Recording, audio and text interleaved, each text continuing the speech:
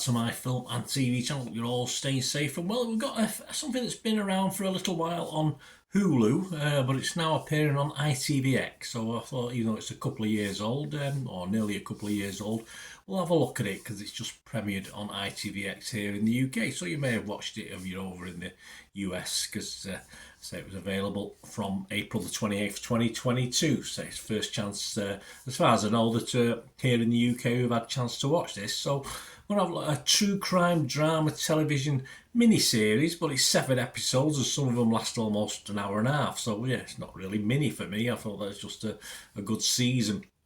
And it's called Under the Banner of Heaven. Please, if you're new to the channel, push that subscribe button, push the bell notifications, everything film and TV. Let us know what you thought of this series or anything to do with film and TV. Great to hear from you. Leave us your comments. I will respond or give you a like. And guys, if you did like this series or you like my feeble efforts to tell you about it, yeah, please give me a like as well. Push that button. Be much appreciated. Yes, true crime drama television series created by Dustin Lance Black, based on the 2003 non-fiction book of the same name by John Krakauer.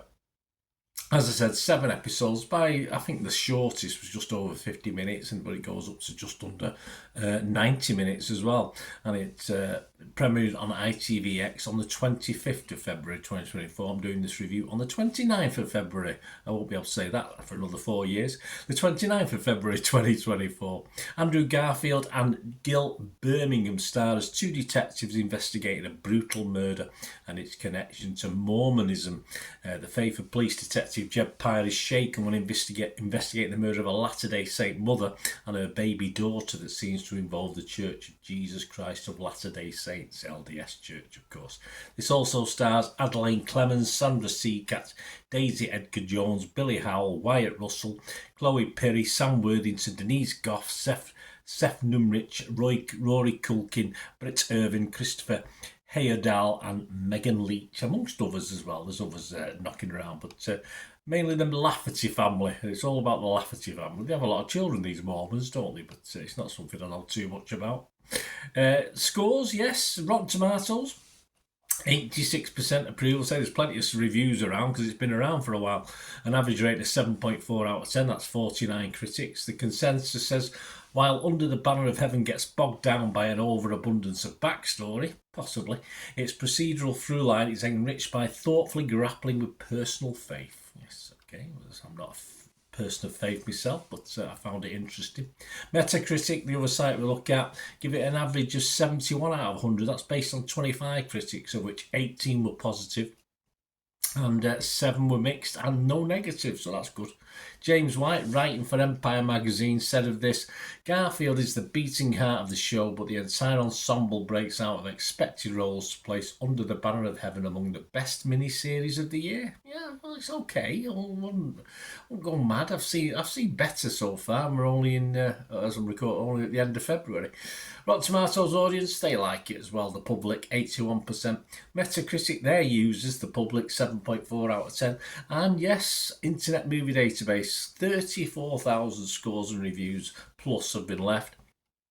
And a very, very healthy 7.5 out of 10. So there's a lot of love out there. I've not got into any great depth on the reviews to see if people of LDS or Mormonism have objected to this, but hey, it's a drama. It's a dramatization of true events. So I will treat it with not a pinch of salt, but I will treat it as such. It's not. If I wanted to learn more about Mormonism and LDS, I would read up on it. I'll have a look at it, but I don't particularly want to. It's just an unusual, something a little bit different to the norm. I think there's like 3 stories told over time, all of interest to tell the overall story. Some easy to follow flashbacks, even for my poor old mind. A really good cast. Yeah, you can't really find much of a weak link in the cast. But that makes it just about watchable when it does plod along just a little at times. Some plots are overexplored and some other plots are underexplored. I would like to see in a little more detail on some and not on others. I don't know too much, as I said, about Mormons and LDS, so it was a lesson in dramatic license. I won't base my understanding on the subject on this, but of course this setting helped create something a little bit different for me anyway, as far as crime drama is concerned. You don't see, I think the last thing I watched on Mormons, it was a series, many years ago. There were a few episodes where this guy was trying to take on more wives. It was a bit of a comedy as well, comedy drama. But yeah, so I can't remember what it's called now. You probably know. If you remember what it was, let me know. But it was great. It was a great series. It's really interesting. It does wander, as I say in conclusion. It wanders sometimes. It may be a little unexciting for some, actually, a little bit dry after quite a gritty opening couple of episodes.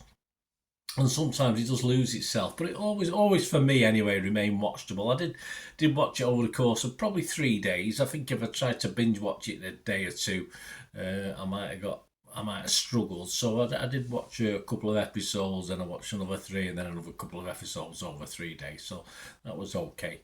But the investable characters, good and bad, helped in the quieter moments, because I quite like the characters, whether they're good guys or bad guys, which isn't always what I can say for these sort of dramas, thrillers. So my scores, yes, I will be fresh. Rotten Tomatoes will be positive Metacritic, and I'm going to get not as high as some of the others, but I'm going to give it a nice, comfortable 6.5 out of 10, because it's just something a little bit different for me. I like that. I like that. If it had not been set in this sort of setting, perhaps it would have got a lower mark, but perhaps because it's quite unusual, I'll probably give it. It would have probably got a 5.56. It's just been a normal hunt for a killer or killers in a normal US UK setting sort of thing. But I think the LDS sort of side of it sort of helped this as well. 6.5 out of 10. Let me know what you thought, guys. It'd be great to hear from you. And if you are an LDS person, do you I know little about it? What do you think? Let me know what you thought. Thanks for watching, guys. Until we meet again, that's one thing, don't I? Please stay safe, everyone. Bye for now.